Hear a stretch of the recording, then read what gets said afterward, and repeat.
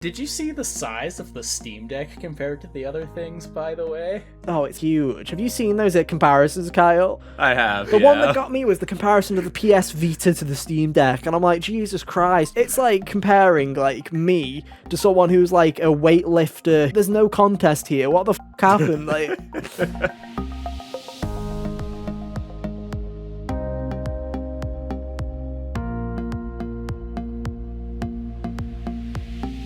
Hey, how's it going, everybody? Welcome back to another episode of the HGO podcast. I am your host for today, Ethan, and joining me, as always, is my good friends Hunter and Kyle. Hey, guys, how are you doing? Hello. Oh, I'm doing just swell. You know, it's a train wreck, right? I literally, 20 seconds before we started, realised that I'm wearing the same shirt and hoodie as last time. I also forgot to turn the background on for the first 20 seconds. I have fun trying to edit that, Ethan. Good luck. Salut. Or maybe it's just a blank screen. You guys doing alright? This editing it live thing is doing wonders. It's awful. Like, I forget to do the camera transitions. I forget to do everything. It's awful. But one day, I'll get good at it. It'll probably take a year.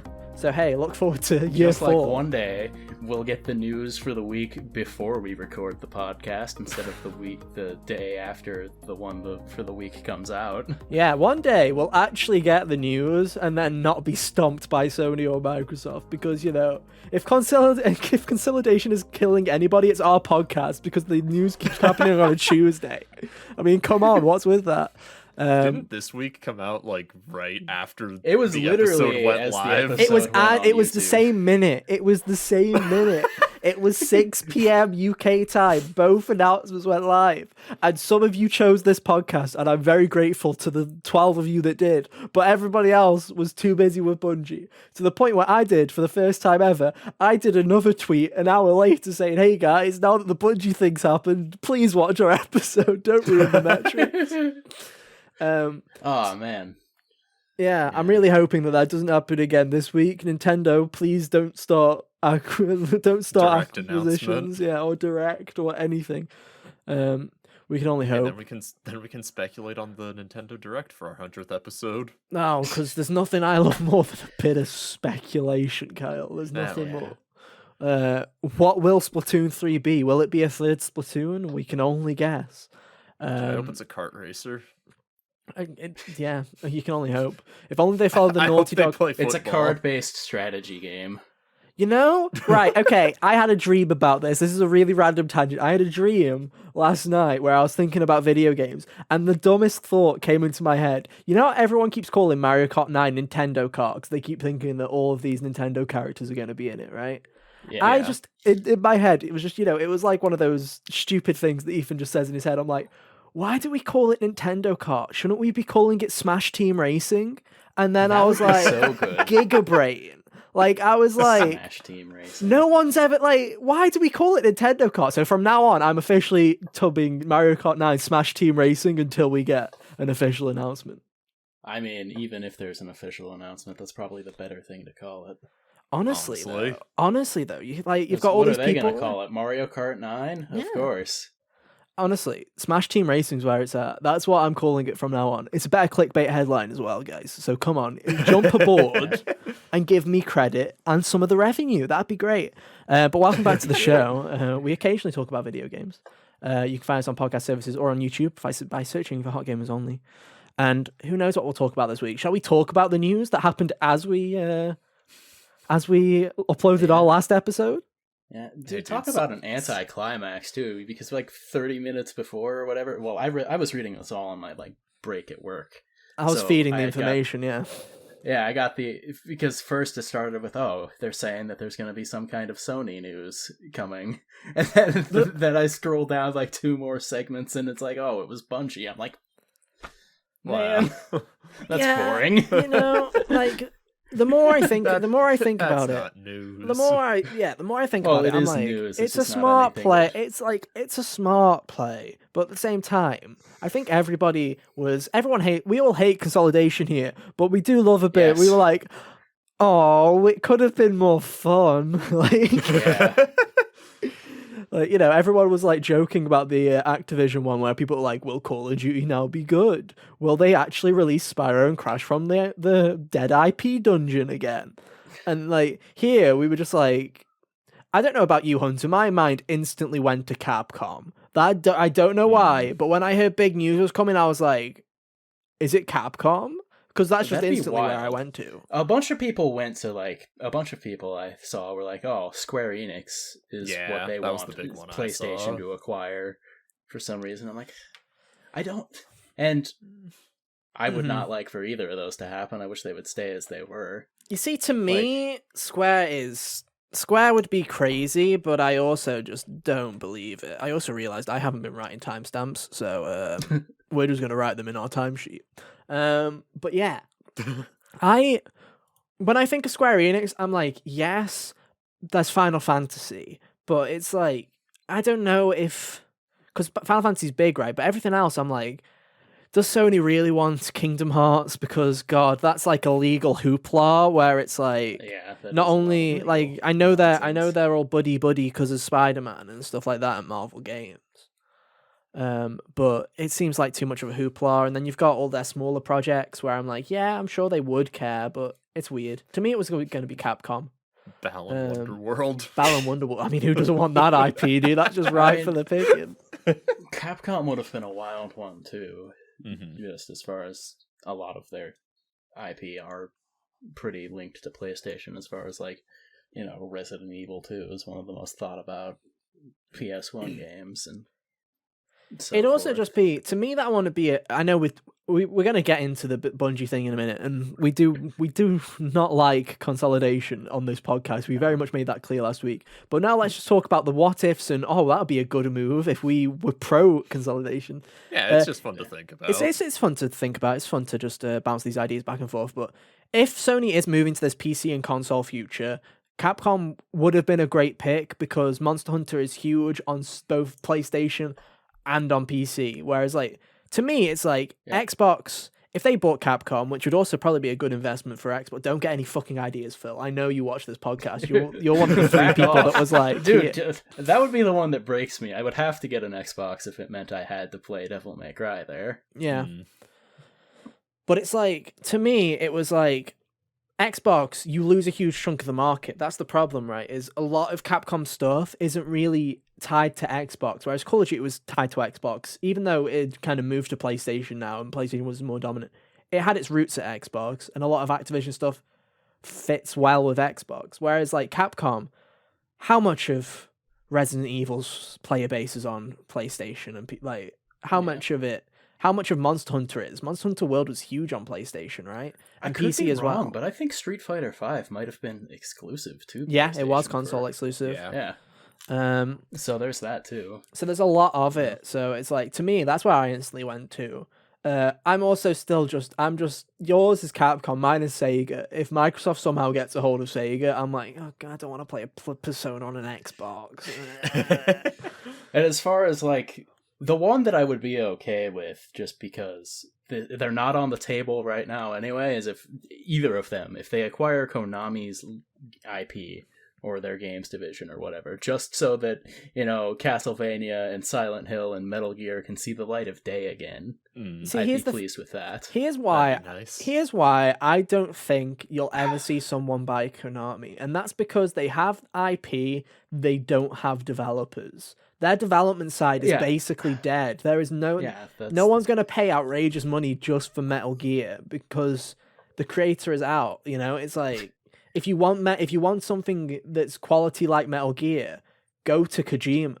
If you want something like Castlevania, you go to the Bloodstained people, right? You go to you go and find. They've all moved on to other projects, whereas all you have left is the IP. Which to me makes that more of a Sony move than an Xbox move, because I feel like Xbox is trying to get studios and IP, whereas PlayStation I feel like already has the teams to potentially make the IP work. I don't think either of them would go for it. Personally. That's the thing, is like, if this were to happen, I have to imagine that it would be like a licensing scenario rather than an outright purchase. Yeah, probably kind of deal. Because they Konami doesn't even have actual studios anymore. They just, they just exist. Yeah, they just kind of just sit there in that. realm of What existence. do they do anymore? Pachinko. Well, Konami is they do Pachinko a whole and bunch of stuff NFTs, outside baby, of let's video go. games. Sounds It's like just I know a Yu-Gi-Oh game just came out recently. oh yeah, classic. Do they still do? It's not called Pro Evolution Soccer anymore. It's called eFootball or It's something. I called think like that's still theirs, yeah, though. it's called isn't like it? eSoccer or something. It was like yeah. awful. In fact, my brother was watching a Manchester United game the other day, and apparently it was being advertised on one of their electronic billboards. I'm like, oh no. Oh, classy. Yeah. But yeah, so like Konami has bits and pieces, but I think no one wants that. Like no one Yeah. wants that.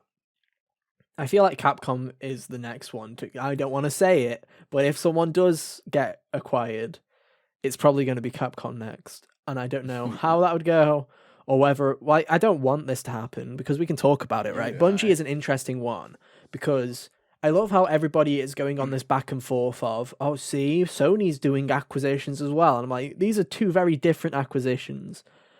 Xbox has taken two publishers off the table. They've taken Bethesda. Publishers they with have several taken studios under them. Activision. Yeah, they have basically taken them, which, hey, fair play. They've done it. I'm not going to complain about it. Like we say, I have all three consoles. I don't give a shit anymore, right? It's like I can play, if I'm going to play games regardless. I don't care where they go, unless it's Persona. I'm not playing a Persona game with an Xbox controller. You can't fucking make me. The day that happens is the day I become a PC gamer, and I'm like, yeah, not happening. Goodbye. And then I move on into my next life of being a PC gamer, sweaty Cheeto dust all over my fucking keyboard. Oh man. But buying Bungie is nowhere near in the regards of buying Activision. It's barely even in like Bethesda's caliber. No, but can you believe? Doesn't this make Bethesda look like such a steal? Because it was basically $7 billion for Bethesda. And Sony's just paid half of that for Bungie. It's like ridiculous. That's like it's made Xbox look like they're the good thing that deal. always puts me in perspective with that was that Disney bought Star Wars for less than what Microsoft bought Bethesda for, I believe. Yeah. And that's like one of the most profitable fictional IP in the world. And look what they've done with it. yeah, dude, let's go. I mean, regardless of I heard quality, The Mandalorian was good.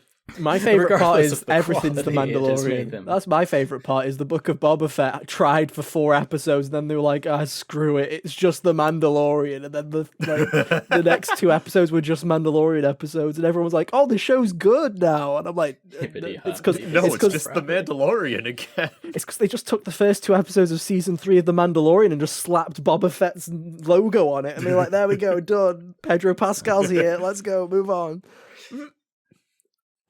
But the Bungie thing's interesting because it's at first when you first read it, you're like, "What the fuck is this?" Because it's like they are doing the anti-Microsoft in a way where Phil always plays this game. He's played it with Bethesda. He's playing it with Activision, where he's like, "We don't know if we're going to keep releasing stuff on other platforms. Who knows?" And then when the deal confirms, he's like, "My toys now, gimme. Elder Scrolls 6 is mine. You can't have it, Sony."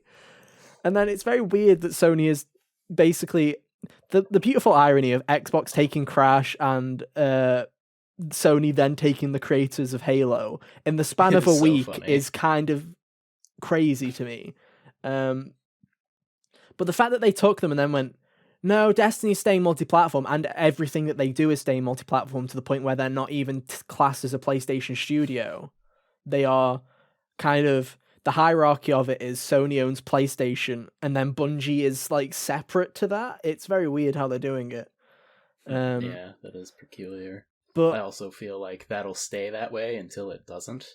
You see, here's my thing is, I think it will stay that way for now because it's an interesting one, right? I think the reason that they did it was because, in the similar way to why Xbox bought Bethesda, was because everybody clowned on Xbox because they had plenty of decent multiplayer games. They had Gears, they had Halo, they had Forza. They had nothing single player. Like, they had nothing for single player fans. So they bought Bethesda. And there you go. Look at all these RPGs we now magically have. I mean, it started when they bought Obsidian, right? But, you know, Bethesda as well. The guys that make Hellblade, I can't remember what, Ninja Theory. Ninja Theory. You know, so Sony has basically done the opposite of that, where it's like they have plenty for single player people, but if Call of Duty went away, right? What the fuck would like? What do they have? And now here's your kind of solution to that. And what I mean by that is, but like, Bungie isn't the solution in terms of now they get Destiny and that's it.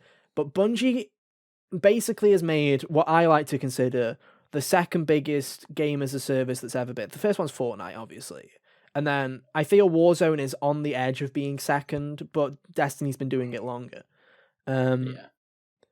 And they can now take that studio and they can basically be like, hey, teach our studios to make good multiplayer games. And I feel like that's what they're going to do, is they're going to take Bungie's knowledge of this field and go, okay, like, Naughty Dog, you want to make factions not shit? Here's what we've learned from doing this for decades. And I feel like that's what the idea behind this is a kind of companionship. I think in the coming days there was a thing talking about how PlayStation did have plans for like more live service games after it was the 10. acquisition. Reflexively, I recoiled at that. I'm like, Those are great. I was talking about Kyle Bossman before we started. There was a great bit that he did on his YouTube video about this, where it was like, think of all the great Sony IPs, and then he listed like, it was like Killzone, remember that, and then it was just like a load of like nothing IPs, and he was just like, remember that, and it was like, yeah, PlayStation's got fucking nothing. They really need to make some. Dragoon. Yeah, Legend of the Dragoon was one of them. He was like, remember that? God. The Last Guardian. Like, yeah, it was like Gravity Rush. Honestly, Rush. Bring back Gravity Rush. Not as a games as a service though. No, please don't. Yeah, could you imagine that, guys? Battle Royale. Everybody's getting motion sick as they try and swing each other into each other. Dude, let's go. Something about that sounds kind of fun. Still see straight wins. Yeah, that kind of sounds fun, but you know. So I feel like that's the idea. But at the same time, 3 point whatever billion is a lot of fucking money for Bungie. It really man. is. It's crazy money. So I don't know. It's an interesting one. I don't know. Kyle, here's my thing, right? Okay. We asked you 2 weeks ago what you thought about the Activision thing, right? Because you don't care about most Activision IPs except for like Crash and Spyro, right? The platformers. Apart from that, you don't really give a shit about Activision. Here we are again with another developer/publisher that you don't give a shit about. So my question to you is, how do you feel about this one as being someone that doesn't care about Destiny or anything? I had to look up when you told me. I had to look up what Bungie even made because I'm like, this name sounds familiar. Like we talked about it recently, and I'm like, weren't they the Halo people? Yeah, they are. But then, like, they don't make Halo anymore. No, they made this PS2 era game called Oni that looks kind of cool, but I've never played it. They made so they made Halo up to. That sounds like a game that's impossible to get. Probably is. Yeah, probably. They made Halo up to Reach, and then 343 made Halos 4, 5, and Infinite. And then it took them 3 tries to get it right with Infinite, apparently, because I've heard 4 and 5 aren't that great. But hey, it took Bungie a couple of times as well, because Halo 1 is fucking garbage. There you go. It is so bad. I'm sure it was great when it came out, but it's one of those games where it's like, this is aged like milk. It's like, ooh, it just doesn't feel great to play. But yeah, this Bungie acquisition doesn't do anything for me. It's one of those ones where it's a I think it's a smart move from a company perspective, but it is a boring move from It's very boring. From a like consumer perspective, because nothing changes. I know this isn't what they'll do because obviously their whole thing is like the multi. But I mean, if they were to make a single player first person shooter, I would be interested to play it from them because as far as what I've observed of Destiny, you know, the actual like gameplay seems to be kinetic and interesting. At least more so than. As someone who's had an in and out relationship with Destiny, I hated Destiny 1 when it came out originally because it was so damn boring. And then Destiny 2 came out and I was like, damn, this is still so damn boring. But it's fun to play. But once the story mode was over, it's like, do you have 5 friends? No, get the fuck out then. Out you go. See, that's such is the reason I wouldn't bother with it. But if they made like an actual just, you know, And then it went free to play. Doom Eternal sized thing. When it went free to play, me and my friends got into it early last year again, and we played it for about a month, and it was so damn fun. It's like, Bungie is like, I used to think, and people go, is Bungie overrated? Because people used to say they're the best people, like they're the best developers of first-person shooters ever. Like they are up there with like id in terms of the best, like creators, like basically the pinnacle of first-person shooter design, right? And I'm like, do I believe it? But when you feel the gunplay of Destiny, you're like, I can kind of see how they chucked this much money into it, because I have not played a first-person shooter that feels as good to play as Destiny does. Even though I don't really like all that Destiny has to offer, it is so damn smooth to control and play. Like, my beef with that is more so a structural thing than it would be how it feels in the moment. Just because I don't care about games as a service multiplayer games. Same here. And it's kind of interesting because I feel like doing this with Bungie, I feel like there's a reason they're keeping them third party, and that's because they kind of do what Microsoft has kind of done, where they bought Obsidian and they were like, hey, Obsidian, do you want to basically be our Bethesda? You can make a Fallout kind of game in the Outer Worlds, and do you want to play? And you can make your own like kind of Skyrim ripoff with Avowed. And then they bought the people that they were kind of saying make a better version of that game of, and they were like, oh fuck, I guess we have two of these now. We have two Skyrims and two Outer World Fallout games coming. It was a bit awkward, right? And I feel like Sony did that because the recent partnerships that they're doing with Deviation and the I don't remember, Fire Sprite, is it the people that who are the people that made Assassin's Creed? No, who, they made Jade a deal. Raymond. I don't know what the studio's name is anymore though. Yeah, but Jade Raymond, they're both making games as a service, multiplayer games, and Deviation for a fact is making a first-person shooter because the two people that started that are the people that were leads on Call of Duty, and particularly Call of Duty Zombies, right? So they're definitely making first-person shooters. So I feel like they're kind of... There's no point making Destiny fucking exclusive. Is it Haven Entertainment Studios? That might be that. Haven. Okay, maybe you should just call it Haven. There you go. But there's plenty of multiplayer games coming, so like I say, smart-ish move, but boring for everybody else. Yeah. And as consolidation goes, consolidation is shit, but this is like a fucking teardrop comparison to the fucking tsunami that Microsoft did the week before. Like, in my opinion, anyway, it's a lot smaller, but still not great.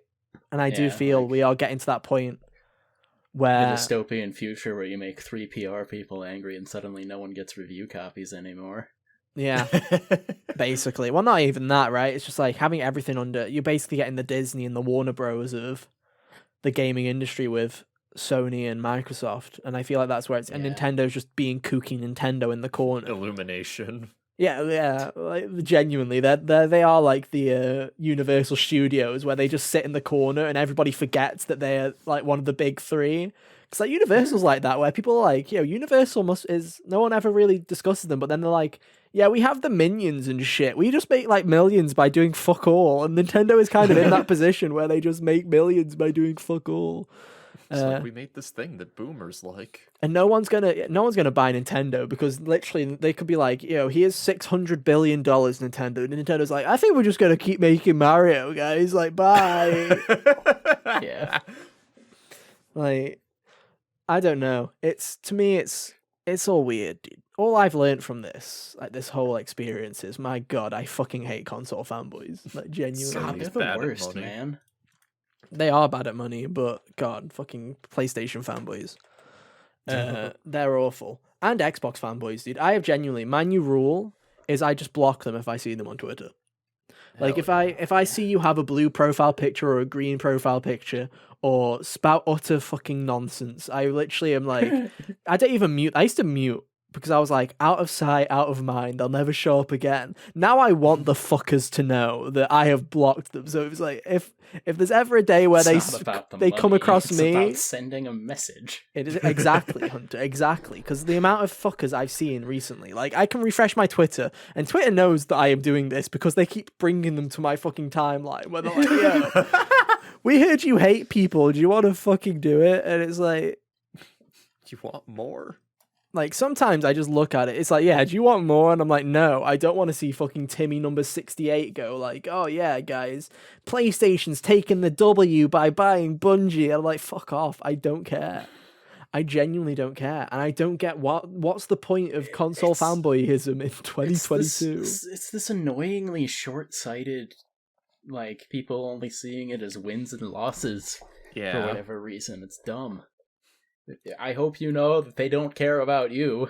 I also hate the people. These people are the most annoying, by the way, who don't who have blatant biases and don't admit them. Those are the people in my mind that are the worst, right? I don't care if you're PlayStation Lover 235 and your profile's blue and all you talk about is Sony. Don't care, because at least in the smallest part, you know that you're a fanboy because you're like that. There are so many people, and can I say, there's a load of people who actually have quite substantial followings as well on Twitter and other social media platforms, who are constantly and obviously biased towards a certain console or a certain company, but whenever they're called out on it, they basically act as if they're like, I'm not a fanboy, and then they send their fans onto them to be like, take the L, and it's just like, I hate it. Yeah. I'm not going to name names. Classic. But I fucking hate it. Like, it pisses me off to no end. The amount of people that, when Microsoft makes moves, like, Microsoft are making moves, wow. And then when Sony does the exact same thing, they're like, Sony is consolidating the gaming industry. This is bad for everybody, guys. And I'm like, for fuck's sake. Yeah. Like, if you... It's like listening to the two sides of the idiotic argument flip when it's a different person. I'm like, it doesn't make you any less stupid. It's it just pisses me off, and I just sit here and I'm like, at least admit it. Like, you know, it's like, I'll personally admit that even though I own an Xbox, right, I'll personally and happily admit that I am more of a PlayStation Nintendo gamer than I am an Xbox gamer, right? I can happily admit that, and I can happily admit when I talk about PlayStation games and PlayStation franchises, I have a stronger attachment to them than I do Xbox. Happy to admit that. Absolutely. And so it's like, yeah, when we talked about the Bethesda acquisition being bad, I very clearly made it, even though the people in the dislikes and the comment section clearly didn't get the message. We're like, yes, I have an attachment to Sony, so this kind of kind of annoyed me at the time because it was consolidation that I didn't particularly like, right? And it pisses me off when people are like, Microsoft taking the W and then Sony haters mad, and it's like, I'm a Sony fan, guys. I'm not biased in the slightest. I'm like, just fucking... Just stop trying to play the fucking game, because at the end of the day, these companies, they don't care about you. Nobody cares. Like, they don't care. Sony's not going, yes, I love it when Eric does that. Let's go, Eric. Doesn't happen. It just doesn't. And I don't get it. I'm like, what's the point? Corporations aren't your friend. Either buy all the consoles, play on PC, do whatever the fuck you want, but don't act like they're your friend. Don't act like Gabe Newell's sitting there on Steam going, oh, the fucking Jimmy, he's our pal, he buys all the main PC games. Good Dude, work. Did you see the size of the Steam Deck compared to the other things, by the way? It's fucking huge. Have you seen those comparisons, Kyle? I have, yeah. The one that got me was the comparison of the PS Vita to the Steam Deck, and I'm like, Jesus Christ, who invited fucking steroid? It genuinely is. It's like comparing like me to someone who's like a weightlifter who does steroids, and it's like, there's no contest here. What the fuck happened? Like, I have the sleeveless black coat I have. I can like slip my Switch into like the inner pocket of it, but it will like poke out. I don't think I'd be able to do that with a Steam Deck if I were to purchase one. Dude, I don't. I think you'd have to buy another seat on the airplane if you fucking took a Steam Deck with you. Honestly, like, it's so... thing can't be too big to be a carry-on, is what it seems. Like, genuinely, like, the Steam Deck has always been interesting to me because it's like this piece of tech where I'm like, oh, someone else is getting into the Switch kind of idea that isn't Nintendo, because other companies have tried, right? But then when I saw that, I'm like, fucking hell, like, why? Also, it can't run Persona 4 Golden, so who cares? Like, that's the yeah. Do you know what was funny? I saw something what funny. What else are you gonna play? Hentai versus Evil, dude, because perfect. Because there's a game that's called that, and I saw that. Yeah, someone I've seen the tweeted. title. Someone tweeted about it. That Steam had, like, someone at Steam had approved that as compatible on Steam Deck. So someone went out of their way to approve that, but didn't approve Persona 4. Oh my god, that's hilarious. And I was just like, of course, they know their audience. They know their audience. But no, the Steam Deck does look like an unwieldy thing, dude. It does look like an unwieldy thing. It's like it's so big. It's like, what's the point of making it a handheld at this rate? True, but at the same time, right? It's like, as someone who hates PC gaming because I hate the idea of having to do research to buy a game to see if I can run it. That's my main reason I hate PC gaming. I hate the idea. Is a preferable alternative to that. The idea of having a Steam product where it's like you can get access to your whole Steam library and we're just going to flat out tell you if you can play this game or not. I'm like, that's kind of cool. I like that, because the thing I love about consoles is when I buy a Switch game, at least it runs on the Switch. It might not run well because fucking hell, we know what some games are like, right? But boy, it works. At least it works. Same with like a PlayStation game or an Xbox game. You know that if it's on the console, it might be like Cyberpunk, but that's an exception, not the rule. Will recognize it. Yeah, that's the exception, not the rule. You're hoping that because it's like when these PlayStation games or Xbox games come to PC, it's like if I want to play The Last of Us 2. At least if I play The Last of Us 2 on console, I know it's going to fucking run well. Or I know it's going to run decently. Whereas on PC, I'm like, I have to have like an RTX 3090 fucking super. Gotta get your Asus motherboard out with your fucking 16 gigabytes of GDDR6 RAM. Yeah, with your Ultra Instinct high speed SSD with 62 terabytes of storage. Teraflops was the term, not gigaflops. I messed that up. Gigaflops are so 2001, Hunter. God, we're into teraflops, baby. Oh man. But no, it's a huge boy, dude. It's a huge boy. But if this is what it takes for Atlas to go, okay, Persona 4 on Switch, then that's all it is. Yeah. That'd be literally comical if someone was like, "Oh, I paid $1,000 for the Steam Deck. At least I can finally play Persona 4 on a handheld again, guys. Let's go next day, Nintendo Direct." So bitch. That would be so good. Hello. Be everybody's look. Hunter, did you watch Ghostwire Tokyo stuff? Shall we talk about Ghostwire Tokyo? I sure did, and man, all right. All I needed from this game was to remind me that it did, in fact, look kind of cool, and it does exist.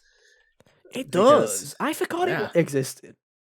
Yeah, so it seemed like Tango forgot that it existed too for a while there. Yeah, because they brought it back and then was like, "It's out next month. Peace, fuckers. Goodbye." Like, yeah.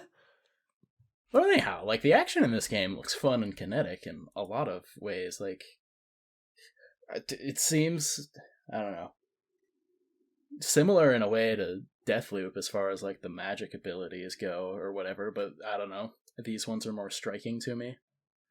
Mm-hmm. As far as that's concerned. It's like an open world.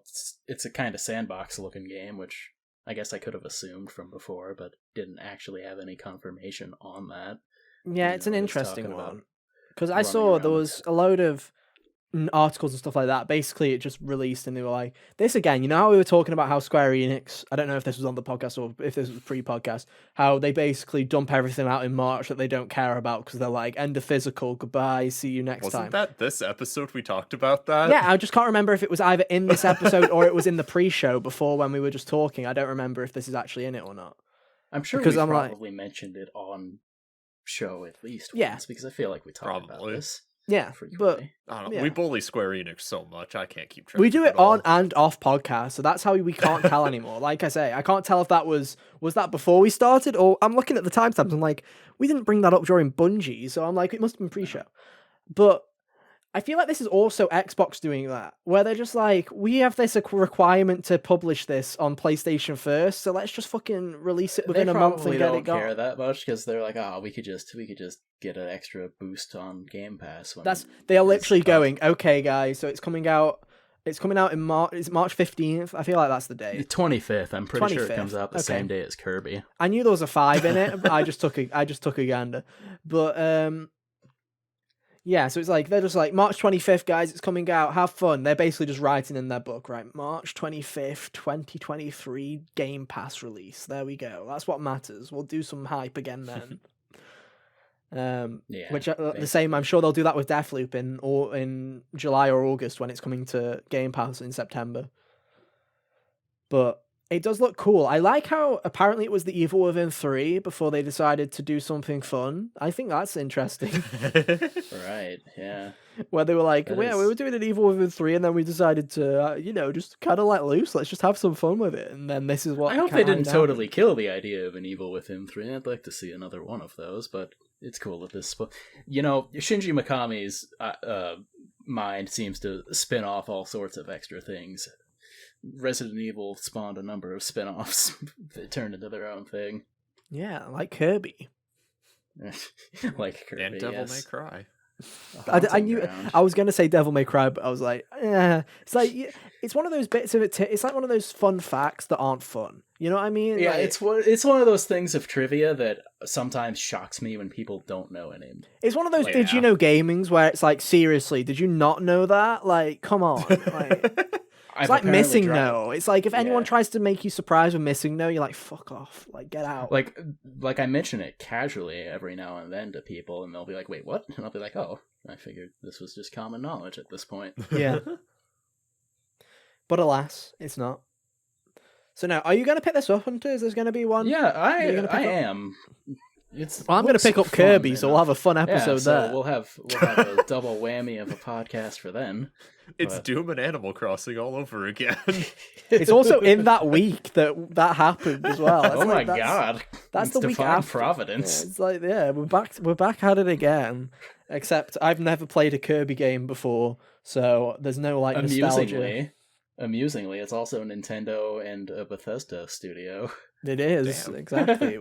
Where's Time is a flat circle. all I'm saying, guys, is I'm expecting some epic like shipping of the Ghostwire and Kirby franchises, dude. That's what I want to see. Just like we saw with Animal Crossing and Doom. I want to see the whatever the fucking, what are they called? Like the demons. What are the Japanese demons called? Yokai. Yokai. I want to see like yokai with like Waddle Dee. A Waddle dude. Dee. Yeah, I want to see like that shit. I want to see fan art of them like holding hands through Tokyo as they kill a load of fucking demons. That's what I want to see. That's the Amazing. shit I want to see.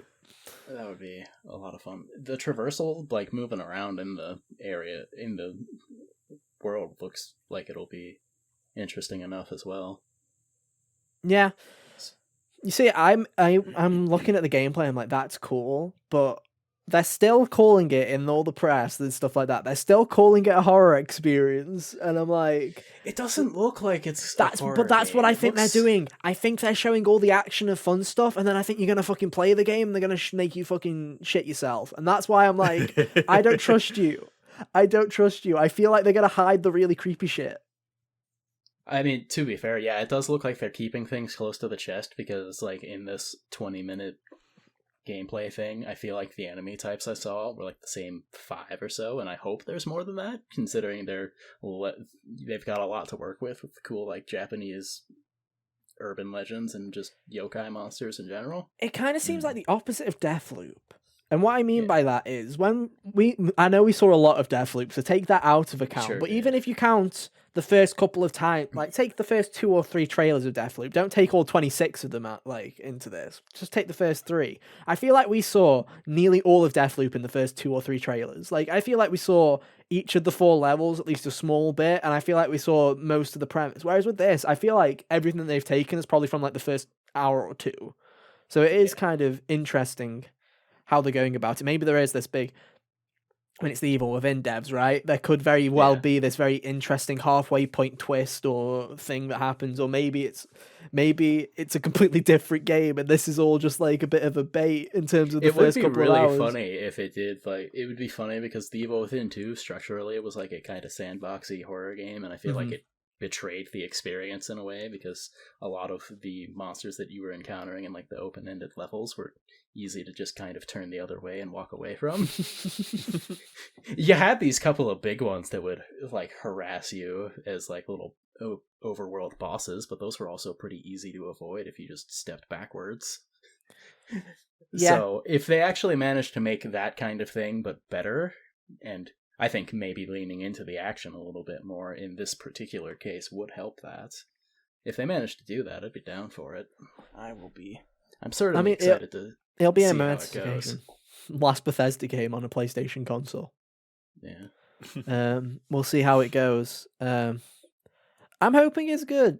it's always a game that looked interesting. It's also a game that I'm like, at this point, I'm like, just get it out, because I feel like we've known about this game for so long that I'm like, okay, just get it out.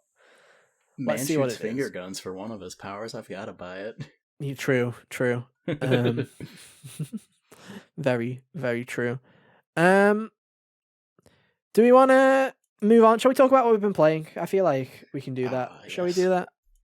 Yeah. Let's do it. We'll let you have a break, Hunter. I know Ace Attorney's first on the list, but we'll let you have a break while you catch up your stuff. What's up? Never mind. Oh, I was going to talk about, we never mentioned the Horizon business. Oh, do you want to talk about Horizon real quick? How scummy that shit is? Oh. Yeah. Right, so I was trying to pre-order Horizon Forbidden West this week, guys, because it's 2 weeks away, and I was like, basically, I've booked the time off work because, one, I need a break because I look dead. As like I say, I'm wearing the same hoodie and shirt that I wore last week. I didn't even fucking notice. So I look dead, and I'm like, you know what? I'm gonna have the Friday and the Monday off of Horizon's release, so I basically just get to play Horizon for 4 days. So that'll be fun. Be a cool little break. Hopefully I like the game. Can you imagine if I hate it? And then it's like, well, I've got 3 days to sit and think about what I've done here. Like, fuck. That would be a bummer, man. God, imagine if it's bad. Oh, God, I didn't think about that. Imagine being one of those people that booked off time for, like, Cyberpunk or something. God, fucking hell, dude. Like, genuinely, I'd put the game in and I'd go back to work. Like, I genuinely would. I'd get in my car and they'd be like, why the fuck are you here? And I'm like, the game was shit. Undo my day off. Like, fucking hell. Pretty please. I'll just work till 7 to catch up. I don't care. I'm not going home and playing that. You can't make me. But, yeah, so I went to pre-order it, and then I noticed that the game was $10 or £10 more. Even worse in the UK, it's £10 more. It's £60 or dollars for the PS4 version, and $70 for the PS5. But it still has a free upgrade. So I was talking to Hunter about this. I'm like, did you know that the physical for PS5 is still $10 more, even though they've announced the free upgrade? And I'm just like, I don't know what I've got pre-ordered. I didn't know that. Like, I pre-ordered Horizon like the last time I went to GameStop, which was like a month ago at this rate. Mm-hmm. So I just said, yeah, pre-order Horizon while I'm here, I guess. I never specified which version.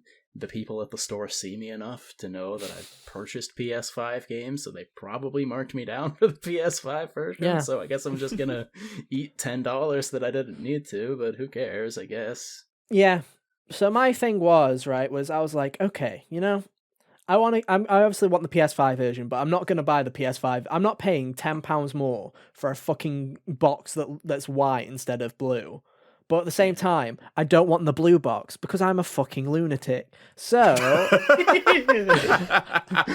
I was like, Hunter, crunch the numbers. We're going into the Matrix. We're hacking the system. If I buy PlayStation vouchers from a particular reputable website there's an actual website, by the way. I'm not going to like CD keys and getting some pirated shit. I'm talking about like legit stuff. I'm like, they do a discount on things if you buy it in bulk. So if I crunch the numbers here and get the download here, then I technically have gotten the PS4 version for cheaper. And then at some point in like a year or two, when PlayStation games go down to £10 like they always do, I'll pick up a copy of the PS5 physical.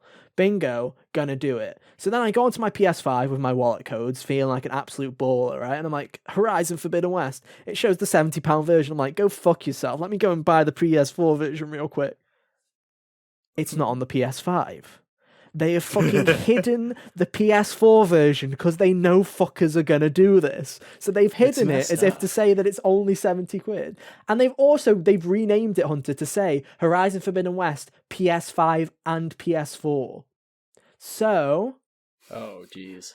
This is what I'm talking about. This is how scummy it is. So the plot thickens, guys. Follow me on this trail. So I'm like, bingo, go to the website, store.playstation.com, sign in. There it is, the PS4 version, £60. It says PS5 and PS4 on it in the little logo. And it has 3 versions. One of them, the Digital Deluxe, still says that one of the benefits of buying the Digital Deluxe edition is you get access to both PS4 and PS5. Scummy as shit. But now, not only have they done that, they've renamed the PS5 version to PS4 and PS5. So, some people will be thinking, oh, if I buy just the PS4 version, I don't get the upgrade. So again, people will pay that $70. But then in the fine print of the $60 version, not even on the thing, it only says that you get only the PS4 version on the actual store. But if you go into the description of the PS4 version, it says PS4 version eligible for free upgrade. So that's how fucking scummy Sony speak about this, is they're hiding it off the PS Store, and then when you go on the website, it says that the $70 one is for PS5 and PS4, not the $60 one, although it's a free upgrade. Oh my god.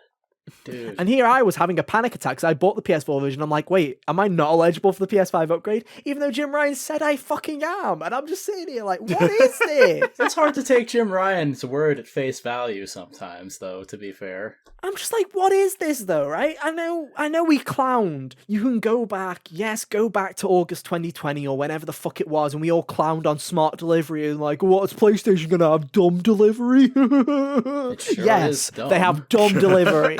Because fuck Yes. me, what is this?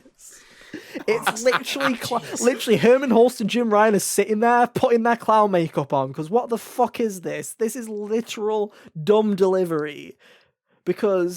And they know it's dumb because they realised they had to backtrack because they promised this game would have a free PS5 upgrade. So they're being as scummy as possible by making it seem like there isn't. Yeah. And it's like, fucking hell. Like, the fact that I had to go through that many hoops just to fucking figure out which version of a game I can buy. And I'm still sitting here going, in 2 weeks I might be playing the shitty PS4 version because I still don't know. I feel like the PlayStation Store tends to do things like this more often than not. Like, I feel like I have to go looking for the base version of a game a lot of the time, instead of like they'll always have the digital deluxe version just out in the open ready for me to buy. Yeah. But if I want like the base version because I don't care about their stupid skins or like 3 million Ubisoft points or whatever, I have to go and like Ubisoft points is worth less than rupees, by the way. It's about fucking I think that's about negative $3. Yeah, exactly.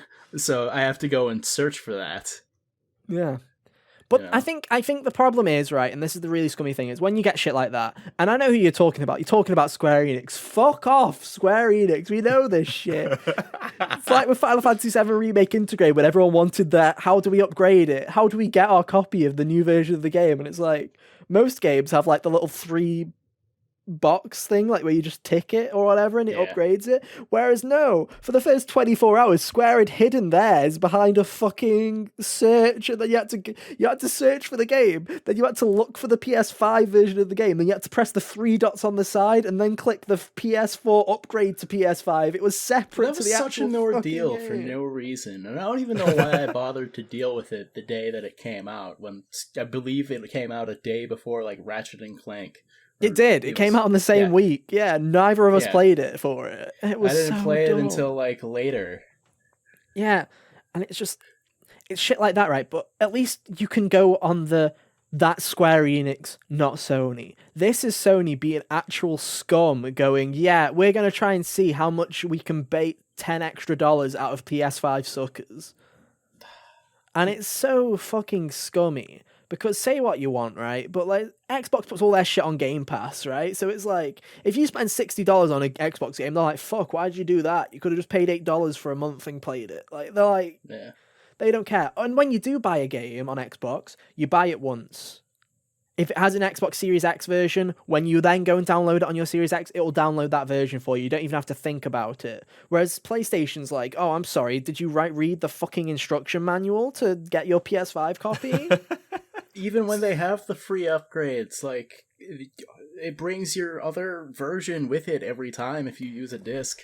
Oh, that's also why, Hunter, that is genuinely another reason why I went digital, not physical, because I didn't want to, every time I turn my PlayStation 5 on, every time I put the disc in, for it to try and start copying the PS4 version when I already have the PS5 version fucking installed and they know that's the one I'm playing. I lived that pain the whole time I was playing Tales of Arise. Just 2 versions of it, and to be so like, Cal, you obviously, because you don't have a PS5 yet, you don't get this, right? But it's like I have both the PS4 and PS5 version of Crash 4 installed for speedrun purposes. Whenever I go back eventually, I'm like, I have both of them installed. If I stick the PS4 disc in, I don't get to choose which one comes up on the home screen. I just have 2 fucking icons that are right next to each other, taking up a fifth of the hotbar. It reminds me of when you put in the Danganronpa Decadence trilogy on your Switch. On Switch, and it just fucking infected your just infected your Switch. You got the Monokuma virus. Yeah, genuinely, it's just like, oh, did you want the fucking horny anime on main, dude? There you go. It's like despair. It's just, oh no, Spike Chunsoft just fucking shit all over my home screen. What the hell is this? Like, no, disgusting. And honestly, dude, like, PlayStation needs to fucking step up their game. Like, at least with future games, you know now, right? Is no more free upgrades. If you buy a PS4 version, you just pay $10 to upgrade it to PS5. At least we now have this. This Horizon scummy shit. Miles Morales was the same price on PS4 and PS5. Yeah. This Horizon, I don't know why, because it's as if they did it on purpose because they knew how beloved the original was and how beloved Guerrilla has become, especially over the PS4 generation. It's as if they chose this game because they knew that people would be, like, willing to put up with it. So it's like, if this was Gran Turismo, there would be riots in the streets because the 5 people that are going to buy Gran Turismo would be calling this out. Yeah. But did they confirm that God of War is going to have, like, a $10 upgrade? Yeah, everything from Gran Turismo onwards is $10 upgrade. Ah, alright. Imagine at the extra $10 for Gran Turismo of all things. I know, right? But you know, at least next time I will buy physical for God of War and whatever, because at least I know that I'm not being ripped off. I can't justify buying a fucking white box on my shelf because I don't want to be ripped off. Yeah. Because as much as I love Horizon, I don't love it $10 more enough to just get a white sleeve. At that rate, I'll just up to the store and I'll get what I get, I guess. I'm kind of hoping for you, Hunter, that the GameStop employee is like, yo, I'm not having my homie that keeps buying games be fucking swindled like this. Afloat. Yeah, I'm not gonna swindle him and give you the PS4 copy. Yeah. But my God. Utter tragedy, dude. Fucking tragedy. Like, honestly, though. Like, yeah. It'd be funny if they ran out of PS5 copies when I went there. I'd be like, yo, just give me the PS4 version. It's no skin off my back. Yeah, if anything, you're saving me money, so thank you. Yeah. Like, I appreciate it. Like, honestly, pay $60 for 2 games, play $70 for 1. Ooh, what a deal! Trade offer. Christ, trade offer. Trade offer. I feel like that's a deal that even Nintendo wouldn't fucking do. And they sell it at least when they N64 online. At least when they sell a game twice, Carl, they at least have the audacity to call the second one a different name. You know, at least Pokemon Brilliant Diamond and Shiny Pearl, at least they changed the font on the box at least. Anyway, let's Speaking of Pokemon, Kyle, let's talk about it. We've both basically finished Legends Arceus. You finished I did. it. I finished main story, yeah. I am literally, from Kyle's this like our little brief discussion that we've had, I'm probably like an hour away from finishing the game. I'm not very far either. So we've both basically finished, so we can give our summary reports. So that's fun. How many hours did you spend in the end on it, Cal? Do you remember? I think it was probably around 20. I didn't check my time afterwards, but I would imagine it was around 20. Yeah, 25. I'm also at 25 hours right now. I kind of went on a sideline for a good 10 hours. I'm like Pokedex like level 8 or whatever. I went a bit out there with my Pokedex. Yeah. I got to the point where it was like, there's no more rewards really, and we're just going to make the gap between 8 and 9 really long. And I'm like, okay, this is where I'll just play the main story now. It's like an MMO getting to like the second to last level that you can get. Apparently the gap between for experience is like always the worst. That's basically how it is, because I remember, because I got to level 6, and at level 6 it was like all Pokemon and of any level will now obey you. I'm like, okay, this is where the grind starts then, because there's basically no reward now for this shit. So I was like, okay, cool. And you only need level 5 to beat the game. Which I found out when Cal told me when I got to level 5 in the fucking second world. So there was that. Congrats, you can finish the video game. And I was like, bet, I'm not going to do that for a whole week. Let's go. I don't want that. Yeah, but no, Cal, so, There's you know, that need catching. The game's been out for a week. What are your overall opinions? Obviously, a lot when we had played it, it had just come out, right? When we talked about it first, Yeah. so it was a lot of initial honeymoon period impressions. What are your impressions now after you've spent a decent chunk of time with it? I really liked this video game. I think this is the step in the direction Pokemon needed. I didn't like while I was playing it, I didn't realize how tired I was on the Pokemon formula. You all See, know what I I'm did talking know, about I when I did say know how that. bored. Yeah, I did know how bored I was. That's the thing, was I had hit that breaking point where I'm like, I'm done with this shit. Mhm. And I mean, I remember. was just- Yeah, go on.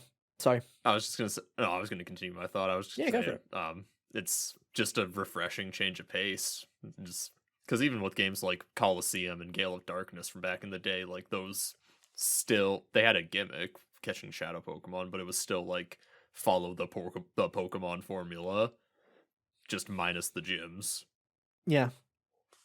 This is, to me, the best Pokemon game since Heart Gold and Soul Silver. And that's saying a lot for me. Obviously, this is not an insult to Gen 5. I know a load of people love Gen 5. Gen 5 was at that perfect point where I was no longer young enough to just button mash my way through and think it was a good game. But I also wasn't old. I was also not old enough to appreciate all of the quality of life stuff and all the work that went into Gen 5, right? So it was kind of like in the middle stage where when Gen 5 gets a remake, I'm actually looking forward to it. And I hope they do a less shit job than they did with Brilliant Diamond and Shining Pearl. That'd be Hopefully nice. no chibis. Yeah, I'm honestly hoping that Brilliant Diamond and Shining Pearl had that bad a reception, which it did, that they're actually going to be like, oh shit, if we do another remake, we should probably try this time. Outsource this Yeah, we again. should probably try this time. Or if you are going to outsource it to someone that's going to do a fucking good job. Give it to Monolith Soft. Genuinely or something. Actually don't, because I would like them to actually make a fucking a good game that I'd enjoy instead of working on Pokemon personally. Come on, dude. They could have made Legends Arceus. This is a Kill God story. True. But no, it's right up their alley. I remember saying to you, Hunter, I remember when this game was coming out, because I'd finished Mass Effect, I was like, Arceus is coming out, so I'll play Arceus for 2 days, and then I'll have like 3 weeks to play a game in between now and Forbidden West, because I was like, I was already lined up to hate this fucking video game, to be like, yeah, more Pokemon shy, next, I'll play Mass Effect 2 or whatever in between. I think I was going to play AI the Somnium Files. And now here I am, like a week later, and I'm still playing it, and I've put like 25 hours into it, and it is genuinely the best Pokemon game I think I've played in recent times. It's genuinely the most fun I've had in a Pokemon game since Heart Gold and Soul Silver. I've not felt this way about a Pokemon game since then. It's just so refreshing to the point where when I first got it, I was like, this is a cool spin-off. And now I'm thinking, if whatever the next Pokemon game is, when it's not this, I don't care. It genuinely has sealed the deal that I do not care about traditional Pokemon anymore. Yeah. Because it's basically made... traditional Pokemon was already arbitrary, but it's made it even more arbitrary to the point where now I don't see myself going back to old Pokemon and having fun. Do like you any think there's semblance a of fun. way that they could take some of the things that they've put into this game and apply it to the more traditional Pokemon to make it interesting to you? Yes, but here's my thing is, I don't think that there is a way for them to make a combination of these two on the Nintendo Switch.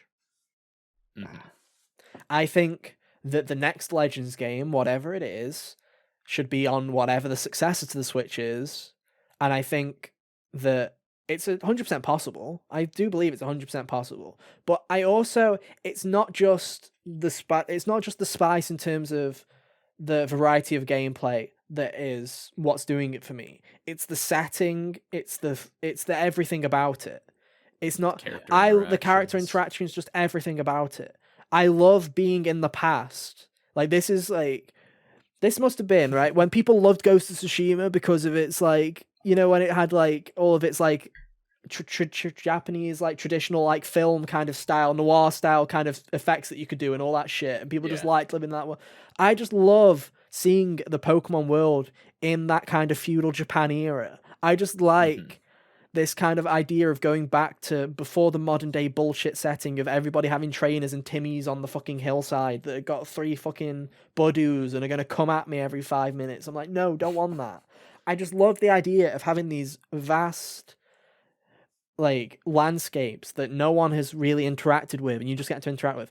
And it's one of those. It's such a great example of basing your story on restraints of the gameplay. And what I mean by that is you can tell that the reason that these massive open worlds have got nothing in them and stuff like that is because of the constraints of the hardware, and there's nothing that they can really do. They're like, okay, we're just gonna have vast plains because this is all we can really fucking work with on the Switch. But it works so damn well. And even things that I thought I wouldn't like having a central town and having not all the areas connected. I thought, this sucks. Why aren't they all connected? I actually really fucking like that, because it allows for them to actually think about level design. Where it's like, okay, these are going to be made for specific things. Like Breath of the Wild. I love Breath of the Wild, right? But anything that's in terms of level design is strictly in shrines, in dungeons, right? Those are the finely crafted areas. The beauty of Breath of the Wild's open world is half of the things that are fun about it and most of the shit that you get on with, you feel isn't intended.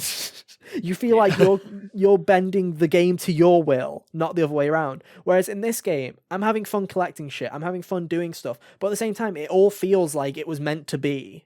It feels like Game Freak had a real...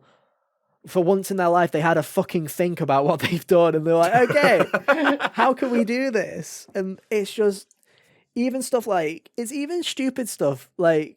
characters actually having expressions and actually having characters that aren't bland for once in their life. Even the quote-unquote boring characters that would have been boring in previous games at least have some semblance of character to them. And it's like, man, I don't know if I want another main Pokemon game. I'd like to just see another region in this area. Like, go through different things. Like, could you just imagine going to somewhere else? Like, I can imagine the Gala version of this, where it's like medieval England. I can imagine. That'd be so cool. That might be the thing that would make me go, "Ooh, yay, medieval thing." Yeah, like Medieval, have that'd be have cool. a medieval one in Gala, or just like the idea of like going to different, like seeing Unova in this style as well, like. Imagine a like it'd be really bad for like is like America. I'm sitting here thinking like this goofy Pokemon colonial. War. Yeah, it'd be a really it'd be a really awful time in history to go and visit from like from like a point of view. So hear me out in terms of like politics and all that stuff. Terrible idea, but in terms of Pokemon, having you basically be the people that find Unova and have a look around, right? Really bad in terms of actual history, but in terms of maybe Pokemon history, it's a lot of nicer time. Or like do the Wild West or something instead. Oh, that'd be sick, actually. Wild West Pokemon, that'd be sick. Red Dead Redemption meets Pokemon, hype. And you can finally meet the people who decided to build Castelia City next to a desert. Yeah, exactly. They probably were cowboys. But no, it's just that idea of just exploring different places. Or fuck it, go to somewhere that isn't based on an original location. Go and see different Pokemon regions. Go and see different Pokemon regions that we haven't seen yet. It's just interesting stuff like that. To get back to your point, I feel like the mix between this would be a full-on open world Pokemon where it's like, there are 8 cities and 8 gyms all around this area, right? But in between is this vast expanse. I don't think we're anywhere near getting that because the Switch can barely run this, never mind fucking something on that scale. Yeah.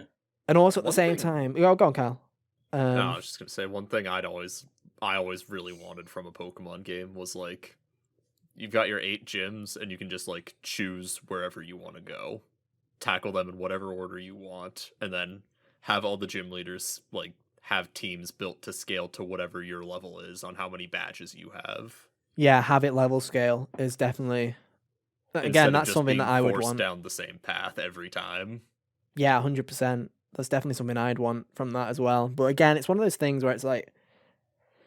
The beauty of this game as well is you don't have those large battles, which is when a battle happens, it's actually a breath of fresh air, and you actually have to think because trainers have very few Pokemon, but with the agile moves and the strong moves, it's so weird to me how such a simple mechanic can change how a battle feels to the point of it's nowhere near to the standard of this, but it feels to me as if it's almost like a Persona move with like your one mores and your baton passes, where just simple Yeah. things that just add spice to what's usually a very tedious and boring combat system is so refreshing. To have the idea of, okay, if I do an agile move now, it'll actually change the turn order, so I might have an advantage later. Or, oh shit, the enemy did an agile move. Now I need to rethink what I was planning on doing. The amount of times where I was like, oh yeah, I can just do this. I can just use flamethrower now. It'll probably deal half the damage. Then they'll do a move at me. And then I'll just use flamethrower again. Easy win, right? There we go. Easy win of the battle. The amount of times I've had the enemy then use an agile style and whoop my ass before I even get that second turn is like, oh god, why? There was one battle near endgame where the opponent used quick attack, got another turn because of how priority works in this game, and then it used an agile move, got another turn, and then just like wiped out 2 of my Pokemon. And I'm like, okay. Something similar happened to me with the Goodra, dude. There's like a Goodra near the end of the game where I was like, it's a Goodra, dude. Yeah. It's chunky as hell. It's not going to do anything. Then it somehow got the turn order to do 3 moves on me in a row and obliterated the thing that was my good Pokemon against it. And I was like, oh god, now I've got to actually think about it. And just the idea of having these fights that are challenging, but at the same time, it's not 6 Pokemon. No one has 6 Pokemon in this game except for you. Like, literally, nobody has 6 Pokemon in this game. It's all, I think the most I've seen is 3 far. Maybe it's 3 4. or 4 or 5 is like the most. Yeah. Like, it's hardly any. And it's just super interesting to have this world. And again, it's one of those things where, to me anyway, it's done this thing where I no longer care about whatever semblance of a care I had of mainline Pokemon has definitely gone out of the window. When the next version of this comes out, I will 100% be buying it and I'll be there day one. And I'm sure it's going to be great. But next mainline Pokemon game, I might play because I might want to confirm that I do hate it or whatever. But it's like, I'm not going to... This has proven to me that Game Freak can actually do something with Pokemon. Mm-hmm. That it's not as dead as I thought it was. So, because this isn't even like their older spin-off games where they give the Pokemon IP to someone else, like with Mystery Dungeon, how they gave it to Spike Chunsoft. mm-hmm. Like, this is just Game Freak finally being competent. And they don't feel like they're handhelds either. And I mean handholding. I don't mean handheld in terms of Game Boy. I mean like in terms of they don't feel like they're holding your hand all the way through it. It genuinely does feel like an older Pokemon for an older audience in a weird way. And it's still got those basic accessibilities for where I'm sure a kid will still enjoy it and probably enjoy it as much as anyone else because you actually throw the fucking Pokeballs at them, right? But to me, it almost has got to a point where this may have made the mainline fucking pointless. Where it's like now, genuinely, I feel like they could get away with Let's Go and whatever this is and cut the middleman out entirely because I don't know who the middleman is for other than competitive fighters. And to that I say, hey, Pokemon, maybe make a free-to-play competitive fire game. Make a battle simulator game. Like, if they did just do away with that and just stuck to Let's Go and then this, they could milk that for a while before ever even needing to create a new region too. Yeah, genuinely, and it's like you can basically have them. You can still have Pokemon Bank. You can still have the imports, right? You can import Pokemon into it and stuff like that. But it's like for people who want battling, make them a battle game. Then give the hardcore fans have the Legends franchise. Give the casuals the Let's Go. I don't see the point for the middle option other than we need more Pokemon to add to the battle thing. It's like it seems like it's a point. It genuinely does seem pointless. Brilliant Diamond and Shining Pearl aren't even the VGC standard game to play. No, they're still playing on Sword and Shield. And I feel like it'll be that way until Gen 9 comes out, either later this year or until next year, whenever it comes out. Yeah. Because we can guarantee they are not doing another Sword and Shield. I can tell you that for a fact. No. Time has passed, but they did DLC, and I think that's their lot.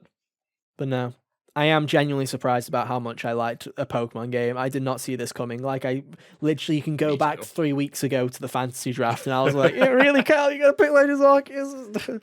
Pokemon's never good." And then I'm sitting here like, "Holy shit! I actually have enjoyed my time with Legends Arceus." So there's obviously the nitpicks. There's obviously plenty of nitpicks. It looks like ass. But like the crafting might be a bit too basic. I think the side I quests would are take also. basic crafting. I also think the side quests are also a bit too basic. The amount of side quests that are just like, I want to see a Pokemon, and then you've already caught it because you're playing a game where you catch a load of Pokemon, and it's like, thank you, mission complete. Cool. And then the only ones that are challenging, the arbitrary on the other side of the spectrum, where it's like, collect 107 rifts, or little orb fragment things. I'm like, fuck off. I still have to do that. Ezio's feathers. No, I'm not doing it. I've done every side quest up to this point except that. Sounds like the kind of no. thing where I would not bother. Like, sure, if they want one and I have it. You see, you have to complete the Pokedex if you wanted to complete the Pokedex. Unless you got someone else to do it for you and then traded that Pokemon over to you, because there is still trading. But, you're basically having one of your friends is being sacrificed to do it. You just have to pick who. But yeah, it's great. I feel like it's one of those games that I feel like we should have a review of it at some point. But writing, it's a game it sure sucks that I didn't pick it up. Maybe I should be like, yo, Kyle, you do some writing while I fucking do the backlog of the other video that you wrote, and then we'll just do it we'll do like a tag team where it's like, I'll quickly do the production side, you do the writing side, and then I'll just be like, we'll just churn them out. Because I feel like this is a game that we should have covered more. I mean, we have been covering it quite a bit, but hey. We could try that. We can try. I can try and pump something out this week. Sounds like a plan. See where I can get. I will try and see if my work will let me have some fucking. Please, sir, can I actually go home on time? No. I do enjoy my work, by the way. It's just very busy. Anyway, Hunter, you've been playing Ace Attorney. Shall we talk about? I sure did. I finished the Chronicles. First game in the Great Ace Attorney Chronicles collection. I've moved on to I'm in like the third case of the second game right now, but I love this series. I love this series. I love the cast. The Victorian era is so suited to this thing. Like that already speaks to me in like a spiritual level already. It is just one of those things that you just hear it and you're like, yeah, that makes sense. You like, just instantly. Ace Attorney, Sherlock Holmes, obviously. Like it's like, well, it's when I watched Gotham by Gaslight, the Batman movie that threw Batman in like that era. I'm like, oh, that is a matchup that I like a lot too. But yeah. The one thing about the first game in particular, since I'm done with that I would be interested to know what the reception of it was when it originally came out. Because the way it ends is very clearly like, oh, a bunch of hanging threads that you're going to have to wait for to be resolved in the next one. And in all the other games, really, that had been in all of like the mainline Phoenix Wright games, most of those were self-contained. There were certain elements that would carry over from game to game, but it wasn't like anything that was like, oh, you wait for the next one to be resolved kind of thing. So I wouldn't be shocked if that made a lot of people upon the first Great Ace Attorney's release angry. But it's no skin off my back. Since gamers being angry? Never. It's not allowed.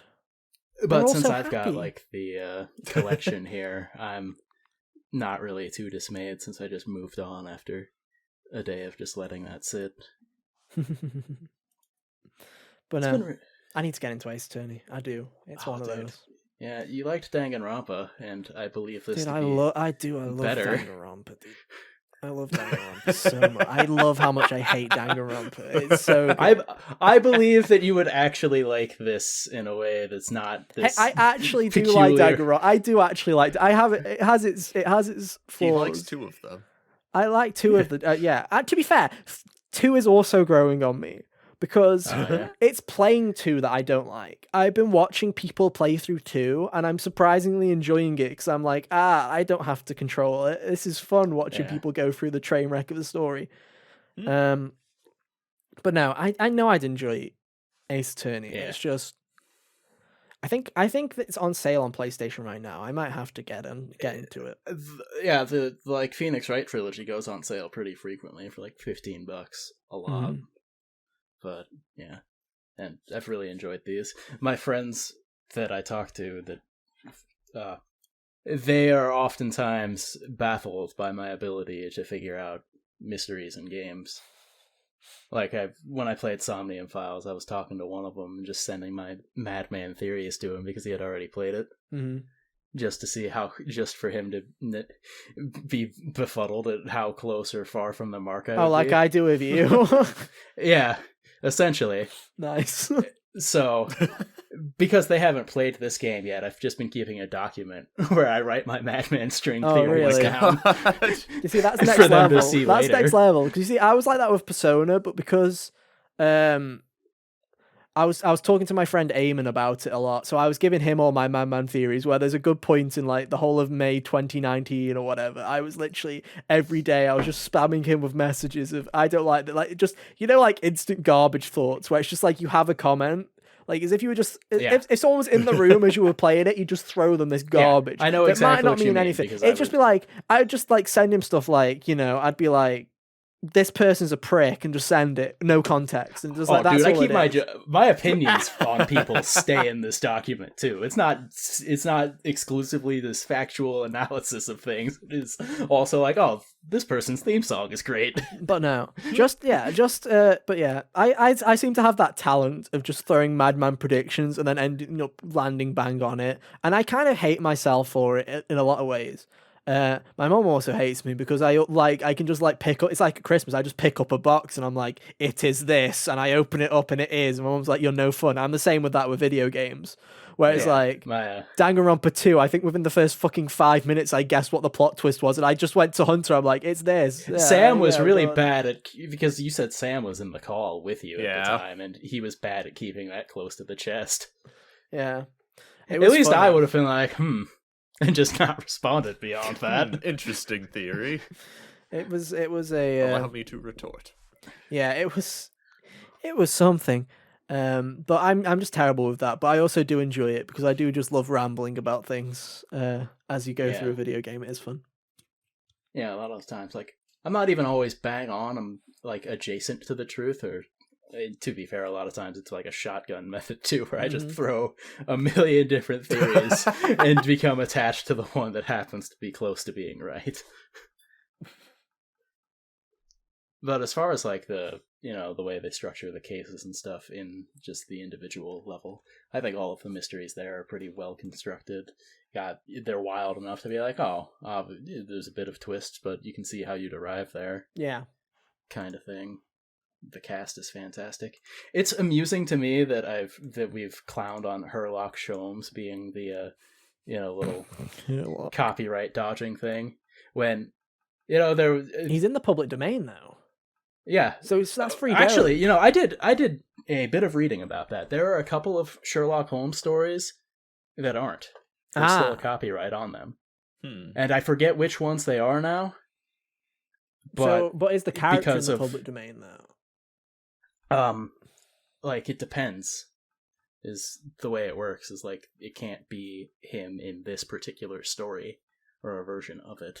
Well, yeah, okay, fair enough. So I don't know if maybe that one of the stories that was is still under copyright, and so they had to do it. Used maybe. Here, so they might. Well, maybe they just did it for shits and giggles. They were just like, show. Also, yeah, it's super on brand, and we, as Persona 5 fans, totally neglected the fact that was the same name that Arsene Lupin used for his little thing. Oh yeah. Yeah, Maurice LeBlanc, he just named his guy Herlock Sholmes because they wouldn't play nice with him. There was the whole class... as soon as I read about the copyright thing, I'm like, wait a minute, Persona had a whole like classroom segment dedicated to this. Hey, dude, it's been 2 years since I went to school, so, yeah. Give me a break. I forgot. I think this is the first time I'm ever hearing someone actually mention that they learned something in a Persona classroom. Oh no, I've learned so much in Persona classrooms that sometimes I just bring random shit up, and I'm just like, yeah, that was in the Persona classroom. There are some things that I know, and then there are some things that they actually do, like little factoids that they teach me. I'm like, oh, cool. Yeah, dude, it was like it's like the color puzzle. I don't remember if it was in 4 or 5, but it was like, how many colors do you need in this pattern or whatever to It was like, how many unique colors do you need to fill this pattern in? And the answer was 3, I think. I was like, wow, useless information that I'll never use. Hype. Yeah. But no, I need to get into it. I know it's good because people don't shut up about it, but it's so good. One day, I wouldn't be shocked if by the time I'm done with the second game here that like it's a full story. This was like one of my favorites. Nice. The prosecutor's like my spirit animal. He's like a vampire. Of It's course. amazing. Of course. But no. Well, I'll get to it one day. One day. We can dream. Okay. The most exposure I've had to Ace Attorney is that Phoenix Wright is in Marvel vs. Capcom 3. Because Incredible. reasons. Nice. And that's it. Yeah. Do we need any more? Oh, No. speaking of, guys, just refresh my Twitter. Oh, what's that? A Twitter user who is an Xbox fanboy. Thank you, Twitter. Don't mind if I block. Thank you. There we go. There's another one. Funny enough, last refresh it was a PlayStation person, so it's like variety. It's like Twitter's like, Variety, so you blocked a PlayStation fanboy. Here's an Xbox one for you. Also, Twitter just got an excellent tweet where he's like, I guess I'll finally cross the bridge. You know the bridge at the start, Kyle, that blocks you from getting to the into the girl with the munchlax. Yeah. This guy's like finally time, and he's a 6-star member, and he has a party of 6 Snorlaxes that are all level 50, and he's about to cross that first bridge. He has literally completed the Pokedex entries for all 41 of the Pokemon that you can get at the start of like. Dude, that's the other fun part about Arceus is that you can just like break this game if you want to. Yeah, it's great. And just have like your sick party of 6 Snorlaxes and go mollywop the rest of the game. That's That is you pretty just Dude, go. the game doesn't stop you. This reminds me of that time in the anime where Ash sicked his Charizard on a Chikorita.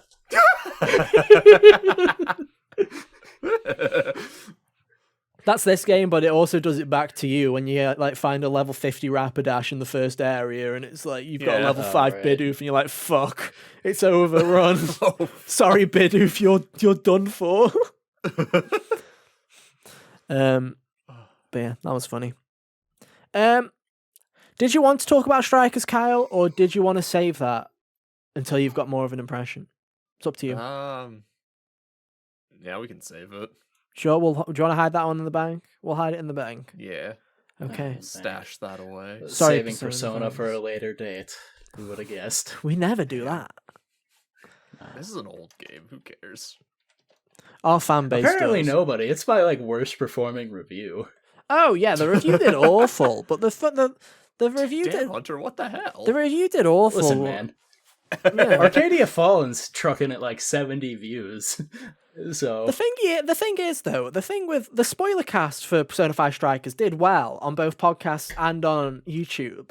It was Well, just that's the a shame, at review. least. It was just the review. For some reason, I don't understand. I feel like I must have released it at like the worst time ever or something because it just like died on arrival. Even Aegis Rim, which was several months Late at that point, well, like came out the previous year, so it's old news got more attention. Yeah, the Strikers review is definitely our least performing review, which is kind of funny. Arcadia Fallen climbing up the ranks there. Dude, it's like I think it's the 4th best at this point. Wow, that's actually pretty damn impressive. What's number 1? Metroid. No, Returnal. Yeah. Oh, Returnal. Yeah, I always forget. Returnal's that far. Returnal's up the nearly list, at it's nearly at 1,000. It's got like 970. Guys, go rewatch the Returnal review. Get it up to 1K. Yeah, It's so high up, it's like, we couldn't have possibly made that. Yeah, we couldn't have. Then it was Metroid. Then what was number 3? Hades. It might be overtaken. Arcadie's overtaking Crash. Fuck. Although Crash is still Crash is at 69, which I'll take. Who's the real winner? Hunter, of course, but alas. Alas. Anyway, that's all fun. It's all fun. So yeah, it's definitely. Oh, hang on. Yeah, even Chris Tales overtook the Strikers one, Hunter. Yeah, Chris Tales has got like 50 some at this point. Yeah. Yeah. Well, there you go. If you guys And yeah, Sentinel's Reign also did better. Wow. Resident Evil Village also was like the second lowest. I know. Hyrule Warriors is also that. Anyway, we're getting down a rabbit hole. We don't need to talk about this. Go and watch We all don't of need our like reviews that I thought we did. We've got like 10. Yeah, Hunter's made 9 of them. Yo, good job, Hunter. My favorite. I have one that's still in the oven. I have like 5 that are still The Clubhouse in game. the oven.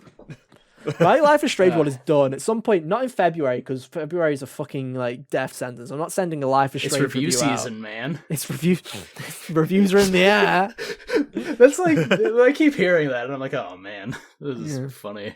I'm gonna have to like I'm gonna have to like truncate my Sifu review so I can have time to play Horizon. Oh yeah, Horizon might genuinely have to be a tag team effort on that one. Like it might have to. Yeah. We might actually have to powers combine that shit so that we can get it out in time.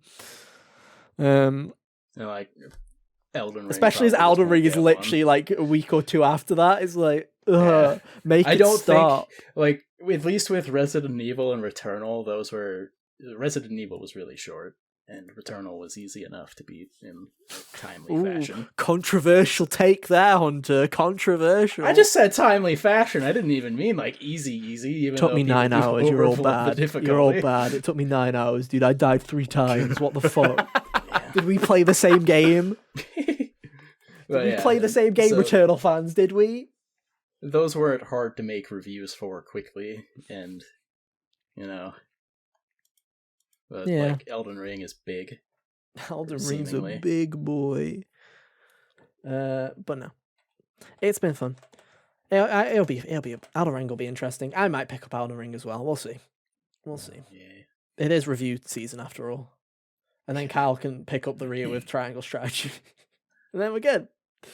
And then the death of video games happens again. Hooray! Death of video games. Yeah, We're finally free. freedom. We can finally talk about movies on this podcast.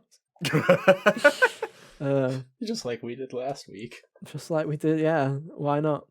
What movies you guys want to spoil this week? No. I don't know. I haven't watched anything I didn't since watch it. Spider-Man. I'll pre-spoil Uncharted. It's probably terrible. There I you go.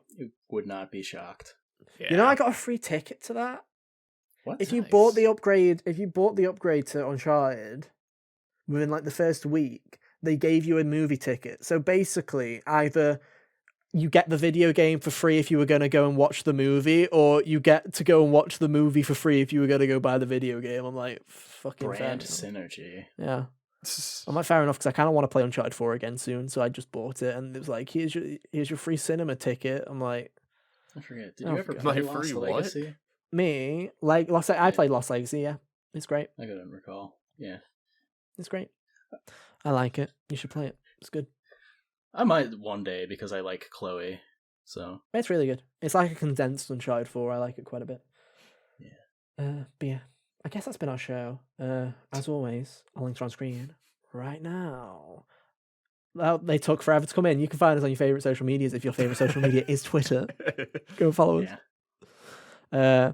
But hey, shall we see if the promo video crashes this time? Yeah, Let's I hope find it out. doesn't. But No. if you don't want to follow us on Twitter and just want to keep up to date with the show, that's cool too. You can go and follow us on Twitter at HotGamersOnly, or subscribe to the YouTube channel at youtube.com/HotGamersOnly. And hey, if you don't want to look at our stupid faces, that's cool too. You can find us on your favorite podcast service. Just search for Hot Gamers Only on your favorite podcast service, and we'll be there. Like iTunes, Spotify, we're there. Search for us. Simple as that.